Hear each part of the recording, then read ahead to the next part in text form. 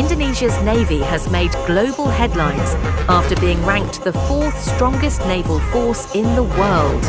According to the latest global military assessments, the Indonesian Navy surpasses many advanced countries. Belakangan ini, publik dibuat bangga sekaligus penasaran ketika media menyebut TNI Angkatan Laut berada di peringkat keempat dunia.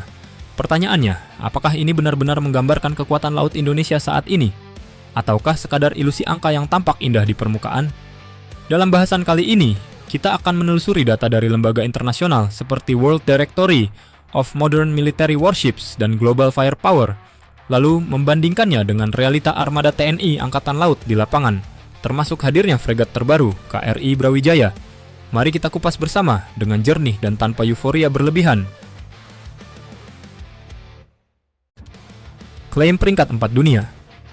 Klaim ini pertama kali muncul dari World Directory of Modern Military Warships. Di laman resminya, TNI Angkatan Laut memang tercatat berada tepat di bawah Amerika Serikat, Tiongkok, dan Rusia. Peringkat tersebut dihitung berdasarkan sejumlah faktor, mulai dari jumlah kapal yang dimiliki, usia armada, tingkat modernisasi, hingga variasi jenis kapal pendukung. Di atas kertas, Indonesia disebut mengoperasikan lebih dari 240 kapal yang mencakup kapal selam, fregat, korvet, kapal cepat rudal, kapal patroli, hingga kapal bantu logistik. Angka ini menjelaskan mengapa posisi TNI AL bisa melonjak tinggi dalam daftar tersebut.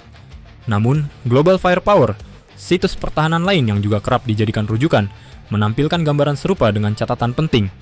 Mayoritas kapal Indonesia termasuk kategori kapal kecil untuk patroli. Jika ukuran yang dipakai adalah total tonnage atau kekuatan kombatan besar, maka Amerika, Tiongkok, Rusia, India, bahkan Jepang tetap jauh meninggalkan Indonesia. Dengan kata lain, klaim peringkat 4 dunia itu sahih menurut jumlah kapal, tetapi belum tentu merepresentasikan kualitas tempur dan daya gentar sebenarnya.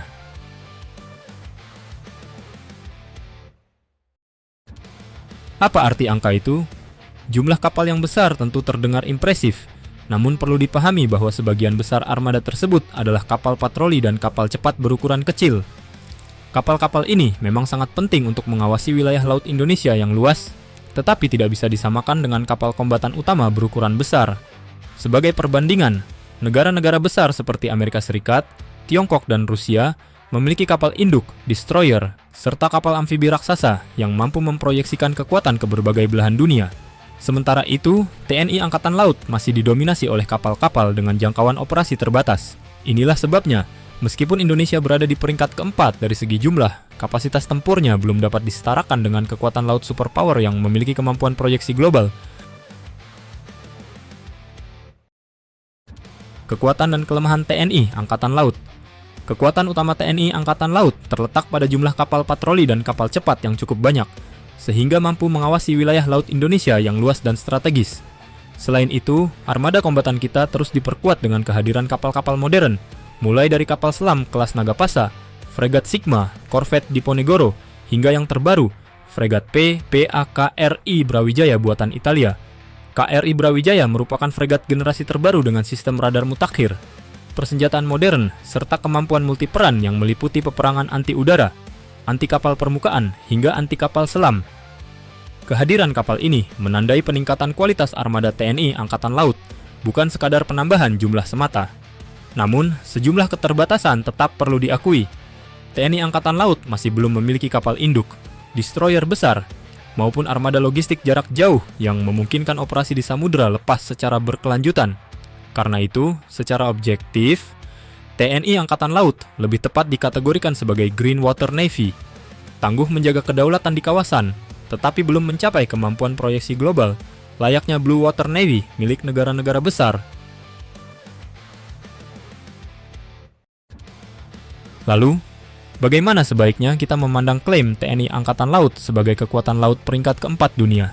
Jawabannya, klaim tersebut benar dalam konteks tertentu, khususnya jika ukuran yang dipakai adalah jumlah kapal secara keseluruhan. Namun, jika tolok ukurnya adalah tonnase, kualitas kapal kombatan besar, atau kemampuan proyeksi kekuatan lintas benua, posisi Indonesia masih jauh di bawah negara-negara besar seperti Amerika Serikat, Tiongkok, atau Rusia. Karena itu, kebanggaan tentu sah dan wajar, terlebih dengan adanya modernisasi nyata seperti hadirnya fregat terbaru KRI Brawijaya. Tetapi, kebanggaan tersebut harus diiringi sikap realistis bahwa perjalanan untuk menjadikan TNI Angkatan Laut sebagai kekuatan laut kelas dunia masih panjang dan membutuhkan strategi pembangunan yang konsisten.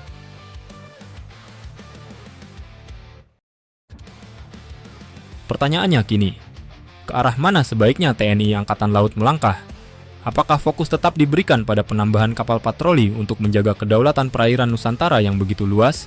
Atau sudah saatnya investasi diarahkan pada kapal kombatan besar seperti fregat dan destroyer untuk memperkuat proyeksi kekuatan di level global? Tuliskan pandangan Anda di kolom komentar, karena setiap perspektif akan memperkaya diskusi kita tentang masa depan pertahanan maritim Indonesia. Terima kasih telah menyimak, dan sampai jumpa dalam analisa berikutnya bersama Update Militer.